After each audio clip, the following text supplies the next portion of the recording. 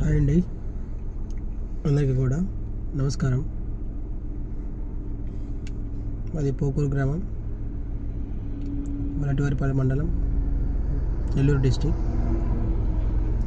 నేను గత 2-3 రోజుల నుంచి కూడా ఒక పోరాటం చేస్తున్నాను మా ఊరు కోసము.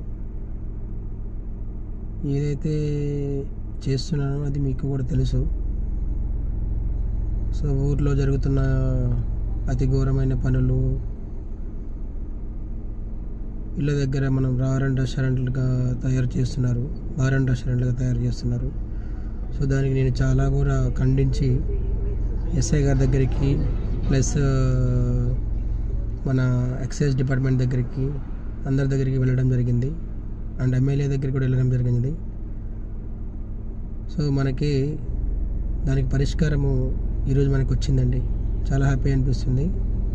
ఎక్సైజ్ డిపార్ట్మెంట్ వాళ్ళు వచ్చారండి. ఈరోజు వచ్చి అన్ని తనిఖీలు చేశారు. తనిఖీలు చేసి మొత్తం చూశారు. బట్ వాళ్ళ గుడ్ లక్ ఏంటంటే ఈరోజు బతికిపోయారు. బట్ నెక్స్ట్ టైం రిపీట్ అవ్వద్దని కూడా చెప్పారు. ఇంకొకటి, మన పోకూరు గ్రామంలో బాబాసాహెబ్ కూల్ డ్రింక్ షాప్ ఎక్కడైతే ఉందో ఆ లొకేషన్లో, మా ఇంటి దగ్గర లొకేషన్లో, అక్కడ ఎవరు కూడా మందు గట్రా తాగొద్దు, ఆడ కూర్చోవద్దు అని స్ట్రిక్ట్ ఆర్డర్స్ చెప్పారండి మేడం గారు. ఈరోజు ఎక్సైజ్ డిపార్ట్మెంట్ వాళ్ళు వచ్చారు. మళ్ళీ అలాంటి జరిగినా సరే కాల్ కూడా చేయమన్నారు నాకు. సో అక్కడ ఎవరు కూర్చోవద్దు, తాగొద్దు ఇంకా. సో దీనికి చాలా ఖండిస్తూ మేడం గారు కూడా చెప్పారు. సో అందరి దగ్గర సిగ్నేచర్స్, ఫోటోలు కూడా తీసుకుని వెళ్ళారు వాళ్ళు. నెక్స్ట్ టైం రిపీట్ కాకుండా ఉండాలని చెప్పి. నెక్స్ట్ టైం రిపీట్ అయితే ఇలా చెప్పడం ఉండదు, డైరెక్ట్గా తీసుకెళ్ళటమని కూడా చెప్పేశారు. క్లియరిటీగా ఇచ్చేసారు, క్లియర్.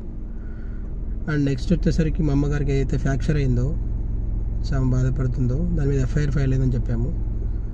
మలటివారిపల్లి మండలంలో ఎస్ఐ గారికి ఇచ్చాము. సో అది అండర్ ఇన్వెస్టిగేషన్ ప్రాసెస్లో ఉందండి. సో నేను కోర్ట్ పిఎస్ వాళ్ళతో మాట్లాడితే అండర్ ఇన్వెస్టిగేషన్లో ఉంది. So it will take time అన్నారు వాళ్ళు. So will see. సో మనకి ఎస్ఐ గారు కూడా మనకి న్యాయం చేస్తారనుకుంటున్నాము. సో మనకి ఎవరైతే ఇంటూరి నాగేశ్వరరావు గారు ఉన్నారో, సార్ కూడా అర్జీ ఇచ్చాము. సార్ కూడా చెప్తాము అన్నారు. పోలీస్ వాళ్ళకి ఆల్రెడీ ఇంటిమేషన్ ఇచ్చాము.